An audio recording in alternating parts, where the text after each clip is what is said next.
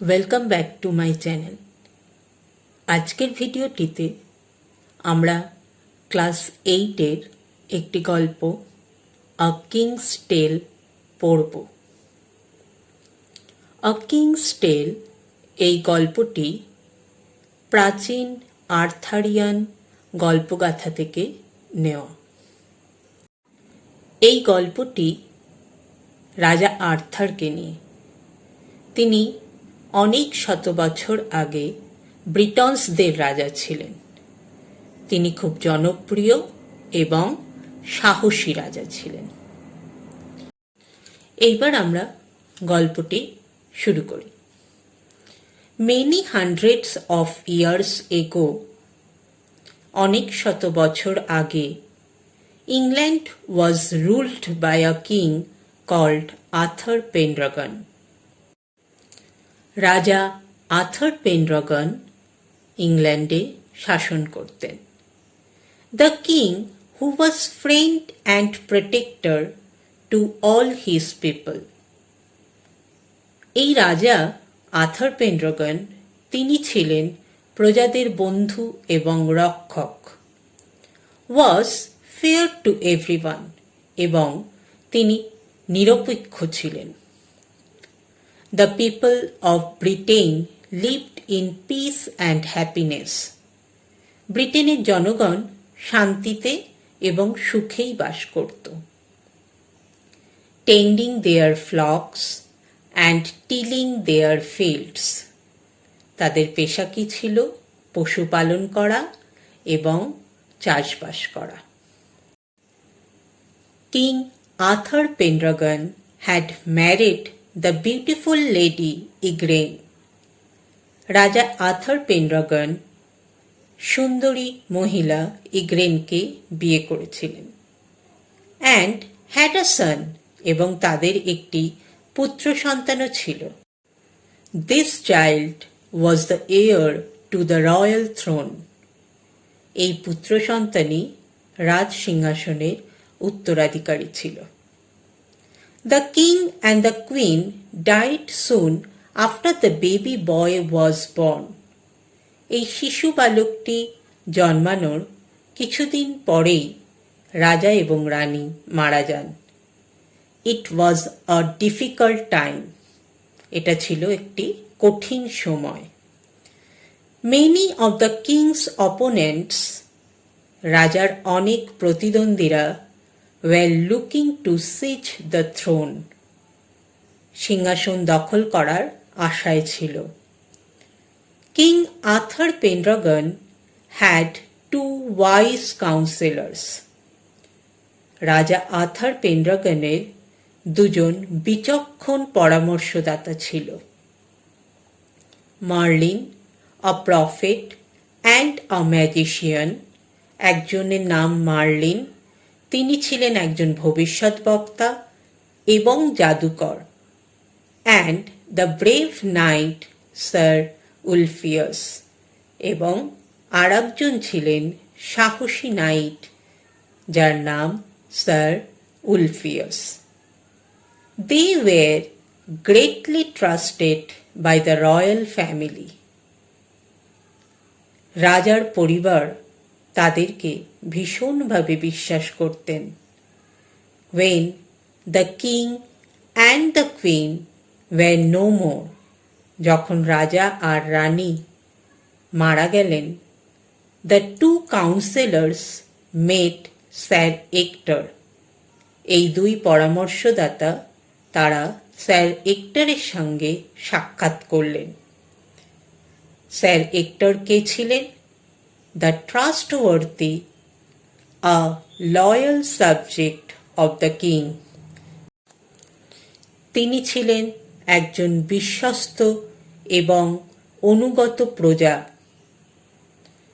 On a cold and windy midnight, তারা দেখা করলেন একটি হিমেল ঝোড়ো মধ্যরাতে। They placed in his hands a baby. তারা, মানে সেই দুই পরামর্শদাতা, স্যার এক্টরের হাতে একটি শিশুকে দিলেন। wrapped in a scarlet cloak. শিশুটি একটি লাল কাপড়ে মোড়া। মার্লিন said, মার্লিন বললেন, we order you and your wife, আমরা তোমাকে এবং তোমার স্ত্রীকে আদেশ করছি, to bring up this child as though he were your own son. এই শিশুটিকে তোমরা এমনভাবে লালন পালন করবে যেন এটি তোমাদেরই সন্তান। The boy is to be called Arthur. ছেলেটির নাম হবে Arthur, sir Ulfius said. Sir Ulfius বললেন। Sir Ector, being a true knight, sir Ector একজন সত্যিকারের নাইট ছিলেন, asked no questions, তিনি কোনো প্রশ্ন করলেন না, and promised to obey his late king's counselors, এবং সেই মৃত রাজার পরামর্শদাতাদের কথা তিনি মেনে চলবেন এই প্রতিজ্ঞা করলেন। As Merlin and Sir Ulfius had feared, যেরকম মার্লিন এবং স্যার উলফিয়াস ভয় পাচ্ছিলেন, ঠিক তেমনই ঘটল। Trouble broke out in Britain after the passing away of the king. রাজা মারা যাওয়ার পরে ব্রিটেনে সমস্যার সৃষ্টি হল। The barons were fighting among themselves. অভিজাতরা নিজেদের মধ্যে মারামারি করছিল। And plotting to capture the throne, এবং তারা ষড়যন্ত্র করছিল কিভাবে সিংহাসন দখল করা যায়। Britain was in the grip of lawlessness, Britain অরাজকতায় ভরে গিয়েছিল। ট্রাভেলার্স ওয়্যার রেগুলারলি রবড, যাত্রীরা প্রতিদিন লুঠতরাজের শিকার হচ্ছিল। দ্য পিজেন্টস ওয়্যার আনহ্যাপি, কৃষকরা ছিল অসুখী।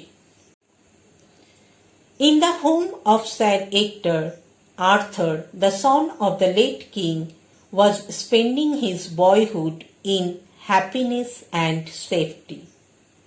স্যার এক্টরের বাড়িতে প্রয়াত রাজার ছেলে আর্থার, সে তার ছোটবেলা কাটাচ্ছিল সুখে এবং নিরাপদে।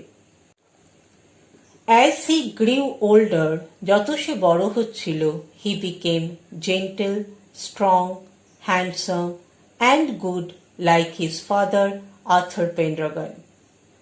সে ঠিক তার বাবার মতনই নম্র, শক্তিশালী, সুদর্শন এবং ভালো হয়ে উঠছিল। 18 years passed, 18 বছর পেরিয়ে গেল। Britain was torn by bitter rivalry. তীব্র প্রতিদ্বন্দ্বিতায় ব্রিটেন ছিন্ন ভিন্ন। None of the fighting barons had managed to become the king. যেসব অভিজাতরা নিজেদের মধ্যে লড়াই করছিল রাজ সিংহাসনের জন্য, কেউই রাজা হয়ে উঠতে পারেনি। The people longed for the old days of peace and prosperity under Arthur Pendragon. প্রজারা আর্থার পেনড্রাগনের শাসনের সেই শান্তির এবং সমৃদ্ধির দিনগুলোর জন্য হা হুতাশ করছিল। ইট ওয়াজ ক্রিসমাস টাইম, এটা ছিল ক্রিসমাসের সময়, আ টাইম অফ ফেস্টিভিটি, আনন্দ উৎসবের সময়। But all around Britain people were hungry, cold and frightened. কিন্তু সারা ব্রিটেন জুড়ে জনগণরা ছিল ক্ষুধার্ত, শীতে কাবু এবং ভীত সন্ত্রস্ত। One day in a churchyard, people found a large stone. একদিন গির্জা প্রাঙ্গণে জনগণরা একটা বড় পাথর দেখতে পেল। On which was fixed a magnificent sword, যেখানে একটা রাজসিক তরবারি পোতা ছিল। Upon the stone, সেই পাথরের ওপরে, in gold letters, সোনার অক্ষরে was inscribed, লেখা ছিল, whoever pulls out this sword is by right of birth the king of England. যে এই তরোয়ালটা তুলতে পারবে জন্মসূত্রে ইংল্যান্ডের রাজা সেই। Immediately the eager barons who longed to become the king jostled among themselves to lift the sword. তৎক্ষণাৎ উদ্গ্রীব অভিজাতরা, যারা রাজা হওয়ার জন্য হা হুতাশ করত, নিজেদের মধ্যে তারা তরোয়ালটাকে তোলার জন্য ধাক্কাধাক্কি শুরু করে দিল। নান সাকসিডেড, কেউই সফল হতে পারল না। The sword remained fixed to the stone, তরোয়ালটা সেই পাথরেই আটকে থাকল। It was Arthur at the age of 18 who succeeded in lifting the sword for the first time. এটি ছিল আর্থার, যে 18 বছর বয়সেই সবার প্রথম ওই তরোয়ালটা তুলতে সফল হয়েছিল। The barons were angry and disappointed, অভিজাতরা ক্রুদ্ধ হল এবং নিরাশ হল। দে ডিম্যান্ডেড এ টেস্ট, তারা একটি পরীক্ষার দাবি করল। আপন আ ব্রাইট মে মর্নিং, মে মাসে এক উজ্জ্বল সকালে, a great trial took place in the presence of many people, অনেক জনগণের উপস্থিতিতে একটি পরীক্ষার আয়োজন করা হলো। There were the peasants, the craftsman, the merchants as well as the barons. সেখানে কৃষকরা ছিল, কারিগররা ছিল, বণিকরা ছিল এবং অভিজাতরা ছিল। ইন ফ্রন্ট অফ এভরিওয়ান, সবার সামনে, Arthur, slender and young, Arthur যে তরুণ এবং ছিপছিপে, লিফটেড দ্য শোর্ড ইজিলি, খুব সহজেই তরোয়ালটা তুলে ফেলল।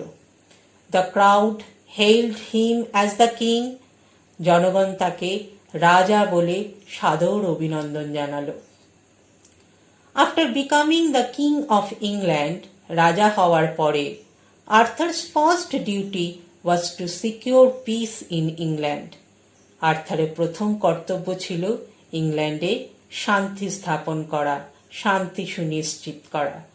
হি ওয়াজ হেল্পড বাই ওয়াইজ মার্লিন, বিচক্ষণ মার্লিন তাকে সাহায্য করেছিলেন।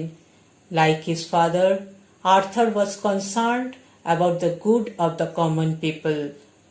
ঠিক তার বাবার মতো আর্থার প্রজাদের কিভাবে ভালো হবে, প্রজাদের কিসে মঙ্গল হবে, এটাই সবসময় ভাবতেন। কিং আর্থার ফট battles so that no one could ill-treat the humblest of his subjects. রাজা আর্থার অনেক যুদ্ধ লড়েছিলেন যাতে তার প্রিয় প্রজাদের কেউ কোনো ক্ষতি না করতে পারে, তাদের সাথে কেউ কোনো দুর্ব্যবহার না করতে পারে। King Arthur had lost his royal sword in a battle. রাজা আর্থার একটি যুদ্ধে তার সেই রাজসিক তরোয়াল হারিয়ে ফেলেছিলেন। One day, Marlin took him to a valley of sweet-smelling flowers. একদিন মার্লিন তাকে একটি মিষ্টি ফুলের গন্ধে ভরা উপত্যকায় নিয়ে গেলেন। At the edge of the plain, সেই সমতল ভূমির এক প্রান্তে, there was a deep lake, একটি গভীর সরোবর ছিল। As Arthur approached the lake, যখন আর্থার সেই সরোবরের দিকে এগিয়ে গেলেন, a beautiful arm with golden bracelets, একটি সুন্দর হাত সোনার চুড়ি পরা ছিল, rose from the water, জলের মধ্যে থেকে উঠে আসলো। The hand held a sword set with rubies and emeralds. সেই হাতে ছিল চুনি আর পান্না বসানো একটি তরোয়াল। This is the Excalibur, Marlin said. Merlin বললেন, এটি এক্সক্যালিবার। Only an honest and fearless knight who protects the common people can possess this sword. একমাত্র সৎ এবং নির্ভীক যোদ্ধা, যে সাধারণ মানুষকে রক্ষা করে, সেই এই তরোয়ালের অধিকারী হতে পারে। King Arthur accepted the enchanted sword. রাজা আর্থার সেই মন্ত্রপুত তরোয়াল গ্রহণ করলেন from the mysterious hand, সেই রহস্যময় হাতের থেকে, appearing from the depths of the lake, যিনি সেই গভীর সরোবর থেকে আবির্ভূত হয়েছিলেন। I shall never use this magic sword for any personal benefit, King Arthur declared. রাজা আর্থার ঘোষণা করলেন যে আমি কখনোই এই জাদু তরোয়াল নিজের স্বার্থে ব্যবহার করব না। King Arthur could gift peace and prosperity to England. রাজা আর্থার শান্তি এবং সমৃদ্ধি ইংল্যান্ডের মানুষকে উপহার দিতে পারতেন। The greedy barons were unhappy with King Arthur, কিন্তু লোভী অভিজাতরা তারা অসুখী ছিল রাজা আর্থারের সাথে, because he was gentle and just, কারণ রাজা আর্থার নম্র ছিল এবং নিরপেক্ষ ছিল, ন্যায়পরায়ণ ছিল। He married the beautiful lady Guinevere. তিনি বিয়ে করেছিলেন সুন্দরী মহিলা গিনিভিয়েরকে, daughter of the king of Cornwall, যিনি রাজা কর্নওয়ালের কন্যা ছিলেন। On the wedding day Merlin took him to a richly gilded pavilion. বিয়ের দিন মার্লিন তাকে একটি জমকালো গিল্টি করা মণ্ডপে নিয়ে গেলেন, painted crimson and dark blue, যেটি লাল এবং নীল রঙের রাঙানো ছিল। দ্য ফ্লোর ওয়াজ মার্বেলড, মেঝেতে মার্বেল বসানো ছিল। In the middle of the room was a huge round oak table. ঘরের মাঝখানে ছিল একটি বিশাল বড় গোল ওক টেবিল, রিচলি কার্ভড, যেখানে অনেক কারুকার্য করা ছিল। ক্যাপেবল অফ সিটিং 50 পিপল, একসাথে 50 জন লোক সেই টেবিল ঘিরে বসতে পারত। This was the famous round table, এটা ছিল সেই বিখ্যাত গোল টেবিল, around which gathered king Arthur's devoted knights, যেটা ঘিরে বসেছিল রাজা আর্থারের একান্ত অনুরক্ত নাইটসরা। This knights promised that they would help the helpless. এই নাইটসরা তারা প্রতিজ্ঞা করেছিলেন যে তারা অসহায়দের সাহায্য করবেন। Be gentle to the weak, দুর্বলদের প্রতি সদয় হবেন, and to punish the weak, এবং দুষ্টুকে শাস্তি দেবেন। To keep their vows the knights undertook countless hazardous adventures.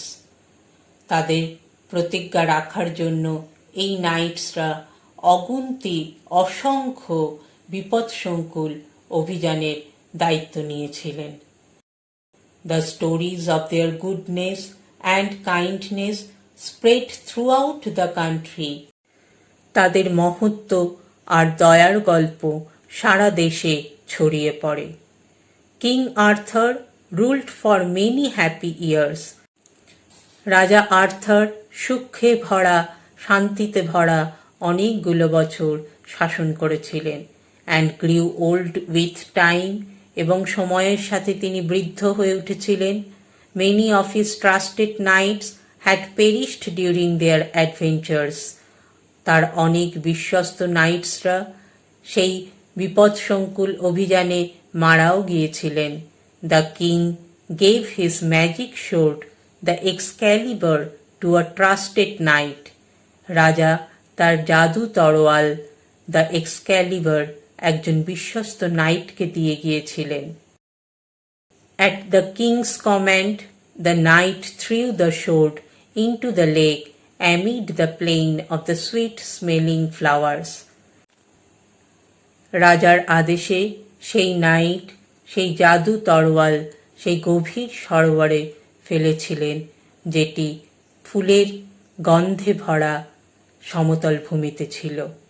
A beautiful arm arose from the lake, একটি সুন্দর হাত সেই সরোবর থেকে উঠে এসেছিল। কট দ্য শোড, তরোয়ালটি ধরল, and disappeared into the green depths of water, এবং জলের সবুজ গভীরতায় অদৃশ্য হয়ে গেল। দ্য নাইট কেম ব্যাক, সেই নাইটটি ফিরে আসলেন, and told the king what had happened, এবং রাজাকে বললেন সেখানে কি ঘটেছিল। কিং আর্থার স্মাইলড, রাজা আর্থার হাসলেন। He instructed his people to put him on a barge, তিনি তার প্রজাদেরকে আদেশ দিলেন তাকে একটি বজরায় তুলে দিতে। It was the hour of twilight, এটি ছিল গোধূলি বেলা। উইথ টিয়ারফুল আইজ, সজল চোখে, everyone bade goodbye to the old king, বৃদ্ধ রাজাকে সবাই বিদায় জানালেন। As the barge sailed with him towards the setting sun, এবং সেই বজরাটি অস্তগামী সূর্যের দিকে এগিয়ে গেল। আশা করি তোমরা সবাই গল্পটা বুঝতে পেরেছ। ভিডিওটি শেয়ার করে দিও আর আমার চ্যানেলটি সাবস্ক্রাইব করে নিও। Thank you.